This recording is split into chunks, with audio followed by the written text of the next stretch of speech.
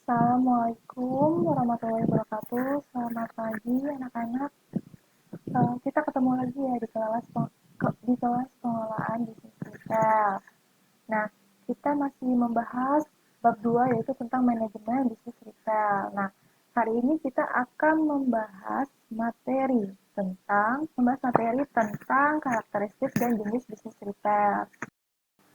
Oke, yang pertama kita akan membahas karakteristik bisnis retail. Menurut Berman dan Evan dikutip Asep Asijana 2005, karakteristik bisnis retail yaitu satu, kuantitas yang kecil. Penjualan barang-barang dalam partai kecil, yaitu jumlah secukupnya untuk dikonsumsi sendiri dalam waktu tertentu.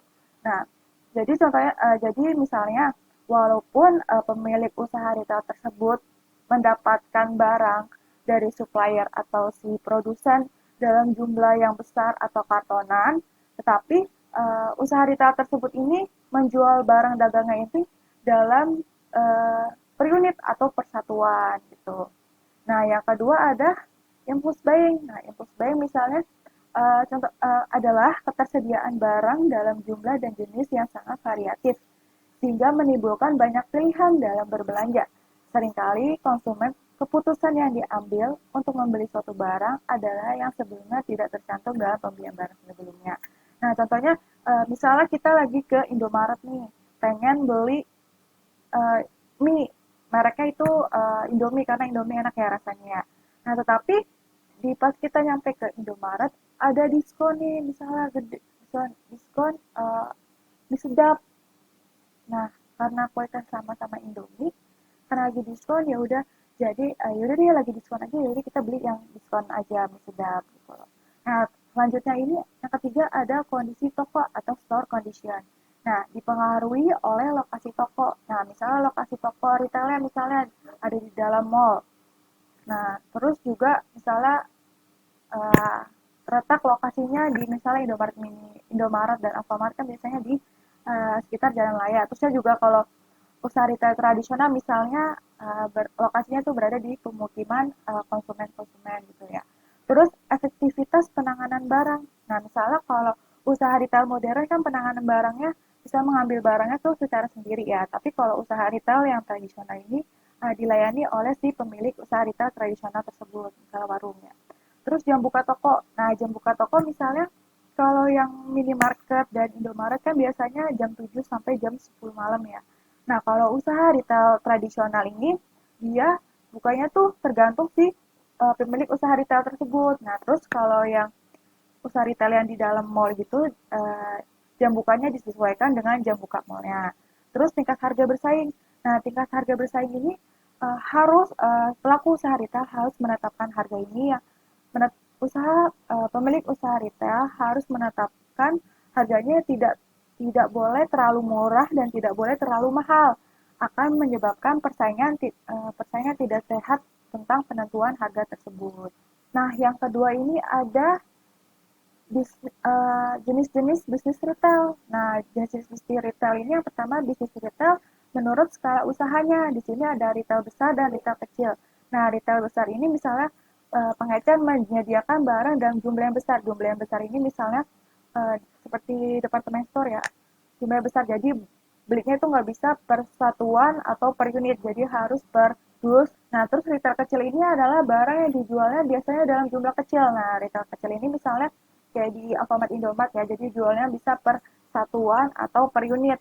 Terus juga usaha retail tradisional juga menerapkan uh, ini menjual barangnya dalam jumlah yang kecil juga. Nah, retail jenis ini kebagi nih jadi dua, ada retail kecil berpangkal sama retail kecil tidak berpangkal. Nah, retail kecil berpangkal ini dia lokasi dagangnya ini menetap gitu, jadi nggak berpindah-pindah. Contohnya misalnya kios dan pedagang kaki lima yang menetap. Nah, terus retail kecil tidak berpangkal, misalnya retail berpangkal ini jadi menjual barang dagangan ini berpindah-pindah. Contohnya seperti dagangan tukang sayur keliling. Jadi menjual dagangan secara keliling, misalnya tukang sayur keliling. Nah, selanjutnya ada jenis bisnis retail yang kedua yaitu bisnis retail menurut tipe kepemilikan. Nah, yang pertama ada independent retail firm, yang kedua ada waralaba atau franchising, yang ketiga ada corporate chain. Nah, yang independent retail ini adalah dikelola secara independen tanpa adanya penggabungan seperti warung atau toko. Jadi si pemilik usaha retail tersebut bebas menentukan bagaimana proses dalam menyalurkan dagangannya pada konsumen seperti apa. Terus juga bebas dalam menetapkan harga dalam penentuan barang tersebut. Nah, yang kedua ini adalah waralaba atau franchising. Waralaba atau franchising ini adalah kontrak kerjasama antara perusahaan induk dan independent business person atau franchise. Nah, si franchise ini atau independent business person ini mengikuti segala aturan kebijakan yang digariskan oleh si perusahaan induk. Nah, mereka harus menuruti peraturan dan kebijakannya ya. Misalnya dengan menggunakan nama dan menjual produk produk atau jasa si franchise store. Nah, yang ketiga ini adalah corporation. Jadi, corporation ini adalah retail yang dimiliki oleh grup. Nah, di retail group ini adalah memiliki uh, lebih dari dua atau lebih bisnis yang dia jalankan ya di bidang bisnis retail. Nah, contohnya di grup ini, contoh corporation ini seperti Ramayana Group, Matahari Group. Yang saya ini adalah bisnis retail menurut produk atau jasa yang dijual. Nah, yang pertama ada service retailing. Jadi produk berupa jasa atau layanan yang langsung kepada si konsumen. Nah, terbagi menjadi 3 jenis. Ada range good service, on good service, dan non good service. Nah, range good service ini bagaimana jenis retail yang menyewakan barangnya. Contohnya seperti rental mobil ya. Jadi si pemilik mobil ini menyewakan mobilnya kepada si konsumen, terus juga misalnya rental CD gitu. Nah, selanjutnya yang kedua ada on good service, jadi memberikan pelayanan perbaikan atau modifikasi barang milik si konsumen. Nah, contohnya seperti misalnya ibu pengen motor ibu kayak udah jelek nih apa sih bodinya nih, ibu mau modifikasi biar lebih bagus lagi di bengkel gitu ya. Nah, itu contoh yang on good service. Terus yang ketiga adalah non good service. Jadi retail yang menawarkan jasa personal bersifat intangible atau tidak berbentuk fisik. Nah, contohnya seperti kayak supir, terus tour guide. Nah, itu kan mereka memberikan layanan jasa mereka yang jadi intangible itu tidak berbentuk fisik. Jadi bisa kita rasakan, jadi nggak bisa lihat. Misalnya contohnya tadi kan disebutkan tour guide, terus tukang pijat, terus selanjutnya ada produk retailing. Nah, retail yang menjual berbagai produk barang kebutuhan. Nah, terbagi menjadi 3 jenis nih. Toko serba ada, yaitu perusahaan eceran menawarkan produknya pakaian dan juga peralatan rumah tangga.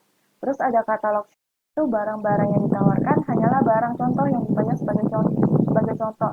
Misalnya katalog produk Oriflame gitu ya. Jadi menawarkan produk melalui katalog dulu, baru setelah konsumen ini membeli lalu kita kirimkan barang aslinya. Jadi itu katalog ini kita menawarkan produk pada konsumen hanya sebagai contoh barangnya aja gitu loh. Nah, terus yang ketiga adalah food and drug retailer. Nah, retail ini menawarkan makanan dan juga obat-obatan. Yang keempat ini adalah bisnis retail menurut teknik pemasaran atau marketing produk. Nah, di sini ada in-store retailing, jadi penjualan dan transaksinya dilakukan secara langsung di dalam toko atau juga di warung ya. Nah, yang kedua ini adalah non-store retailing. Jadi, kita, misalnya saya sebagai penjual menawarkan produk dan jasa saya selain misalnya saya merupakan retail non toko yang menjualkan produk dan jasanya dengan memakai media selain toko.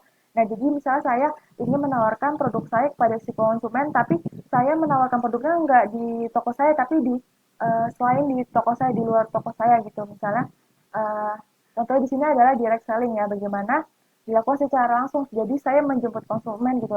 Saya datang kepada si konsumen, lalu saya menawarkan produk saya kepada si konsumen. Nah, dia bisa juga dengan penjualan tidak langsung, misalnya seperti saya menawarkan produk saya lewat surat atau email kepada si konsumen, terus juga memasarkan atau menawarkan produk saya lewat televisi, terus juga saya mengiklankan produk saya di internet gitu loh.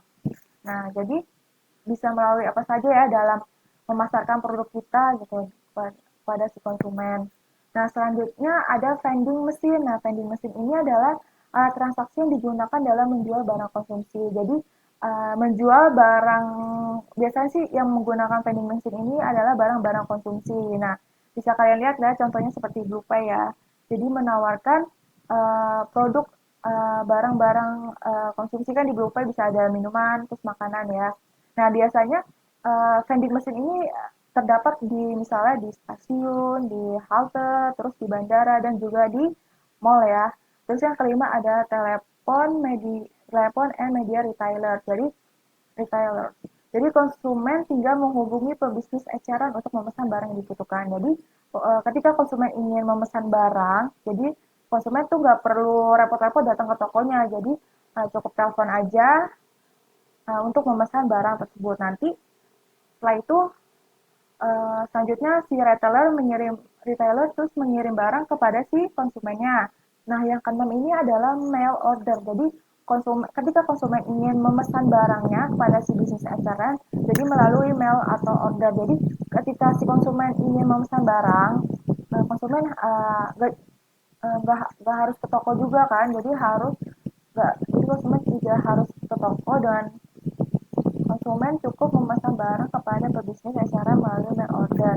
Jadi konsumen tidak harus ke tokonya, tapi bisa melalui mail order untuk memesan barang. Setelah itu, ketika sudah melakukan pemesanan melalui mail order, lalu pesannya diproses dan dikirim oleh si retailer kepada si konsumen. Nah, selanjutnya ada electronic shopping. Nah, electronic shopping ini contohnya tadi memasarkan misalnya saya lewat televisi, terus juga memasarkan produk saya lewat internet.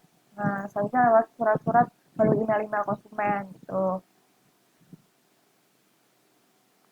Oke, sekian materi Ibu hari ini. Kurang lebihnya mohon maaf. Wassalamualaikum warahmatullahi wabarakatuh.